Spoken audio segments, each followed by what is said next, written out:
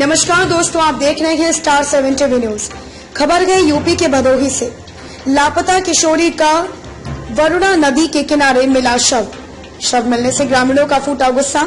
सिद्धवन गांव के समीप किया चक्का जाम। एसपी के काफी समझाने के बाद आक्रोशित ग्रामीणों ने चक्का जाम को किया समाप्त। भदोही जनपद में 10वीं की छात्रा के साथ दर्दनाक वारदात को अंजाम दिया गया है।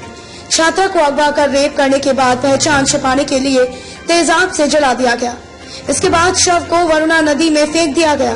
बुधवार की सुबह छात्रा का शव तैरता मिलने पर लोगों का गुस्सा फूट पड़ा। बड़ी संख्या में लोग जौनपुर भदोही मार्ग पर उतर गए। लोगों का आरोप है कि 2 दिन पहले छात्रा के लापता होते ही पुलिस को सूचना दी गई थी, लेकिन पुलिस ने कोई कार्रवाई नहीं की। मौके पर एसपी रामबदन सिंह भी पहुंचे और लोगों को समझाने की कोशिश की। दोपहर 2 बजे तक लोग सड़क पर जुटे रहे और छात्रा का शव वरुणा नदी में ही पड़ा रखा। भदोही कोतवाली के एक गांव की 16 वर्षीय किशोरी सोमवार की शाम वरुणा नदी के किनारे मवेशियों को चराने गई थी। उसके साथ 12 वर्षीय छोटी बहन भी थी। छोटी बहन भोजन करने के लिए घर आई और करीब 20 मिनट बाद लौटी तो बड़ी बहन गायब थी। उसने घर वालों को इसकी जानकारी दी। घर वाले किशोरी की खोजबीन में जुट गए। देर शाम तक कुछ पता नहीं चला तो रात में ही पुलिस को जानकारी दी गई। पड़ोसी गांव के ईट भट्टा मालिक पर शक जताया गया। अगले दिन मंगलवार को भी छात्रा का कुछ पता नहीं चलने पर लोगों ने धौरहरा चौकी पर विरोध प्रदर्शन किया।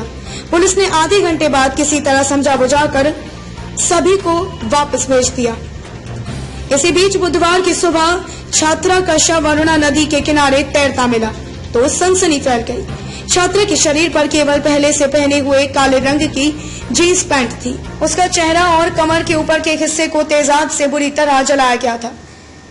शव देखने से साफ लग रहा था कि छात्रा के साथ दरिंदगी करने के बाद पहचान छिपाने के लिए जलाया गया है और वरुणा नदी में फेंक दिया गया है। शव देखते ही पुलिस के खिलाफ लोगों का गुस्सा फूट पड़ा।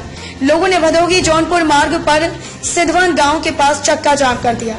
जाम की खबर मिलते ही बड़ी संख्या में पुलिस फोर्स पहुंच गई। लोगों का गुस्सा बढ़ता देख एसपी रामबदन सिंह और फोरेंसिक टीम भी मौके पर पहुंची। स्टार 7 टीवी न्यूज की कवरेज ओबेदुल्ला असरी की रिपोर्ट। देखिए, मामला ये है कि परसों शाम को पुलिस स्टेशन में सूचना दी गई थी कि हमारी बेटी जो है वो भैंस चराने गई थी करीब 2:30-3 बजे के लगभग, और फिर वो लौट के वापस नहीं आई। इस पर तुरंत ही 363 का मुकदमा पंजीकृत किया गया था और जिन लोगों पर इन्होंने संदेह व्यक्त किया था उनसे पूछताछ भी की गई थी, लेकिन कोई और फिर खोजबीन भी की गई। लगातार पुलिस लगी भी रही, कुछ पता नहीं चल पाया था। और आज सूचना मिली है कि एक डेड बॉडी मिली है। घर वालों ने इसकी पहचान की है। अब डेड बॉडी का पोस्टमार्टम कराया जा रहा है, उसी अनुसार फिर आगे कार्रवाई की जाएगी। सर, आप मौके पर आए हैं, प्रथम दृष्टया क्या लगता है कि किस तरह की घटना है ये?